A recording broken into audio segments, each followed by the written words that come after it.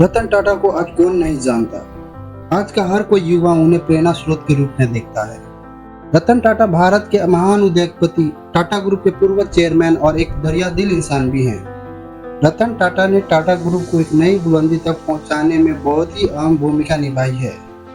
यूं तो टाटा ग्रुप भारत के सबसे पुराने औद्योगिक घरानों में से एक है, लेकिन अपने पारंपरिक व्यवसाय के अलावा नए नए क्षेत्रों में टाटा ग्रुप को फैलाने का श्रेय रतन टाटा को ही जाता है।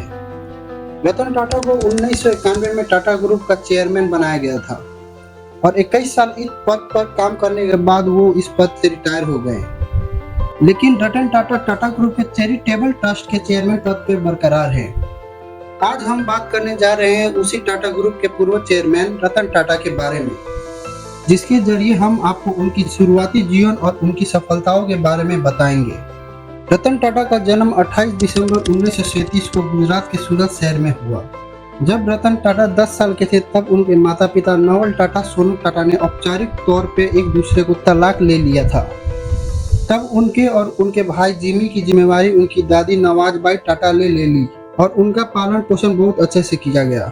रतन टाटा की शुरुआती पढ़ाई मुंबई की कैंपियन स्कूल में हुई और माध्यमिक शिक्षा Cathedral and John Connon School से की। इसके बाद वो आगे की पढ़ाई के लिए विदेश चले गए, जहां उन्होंने कार्तल यूनिवर्सिटी से 1962 में बीएस वास्तुकला में आर्किटेक्चर इंजीनियर की डिग्री हासिल की।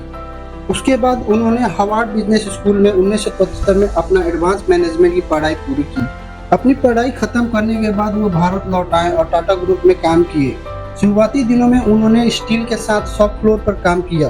उसके कुछ सालों बाद उन्होंने राष्ट्रीय रेडियो और इलेक्ट्रॉनिक्स कंपनी नाल्को का प्रभारी निदेशक बनाया गया और आखिर में जेआरडी टाटा के टाटा ग्रुप के चेयरमैन पद को छोड़ने के बाद रतन टाटा को टाटा ग्रुप का चेयरमैन बना दिया गया। टाटा साल से लेकर टाटा सॉफ्टवेयर तक सभी के रतन टाटा की कड़ी मेहनत और रचनात्मक दिमाग है। सबसे छोटी और सस्ती कार जिसे एक आदमी भी खरीद सके, इस सोच के साथ उन्होंने नैनो कार बाजार में उतारी।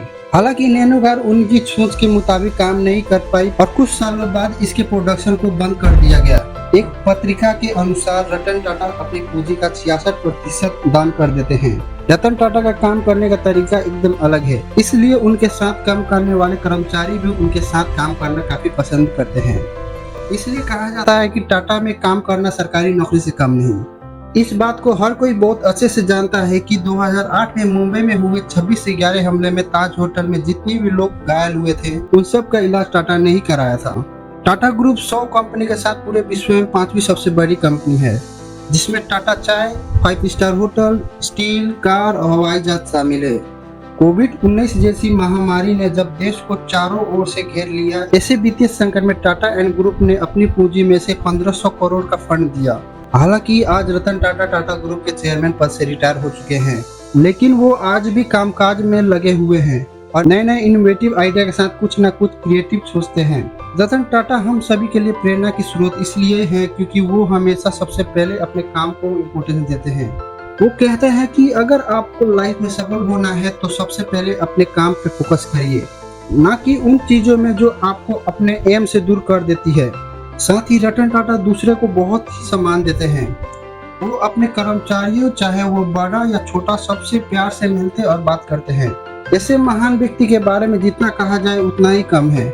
हमें उनसे सीख लेनी चाहिए कि सफलता की सिर्फ एक ही चाबी है, मेहनत। रतन टाटा को ये भी कहना है कि आपको अगर सफल होना है तो हमेशा मिलकर काम करिए।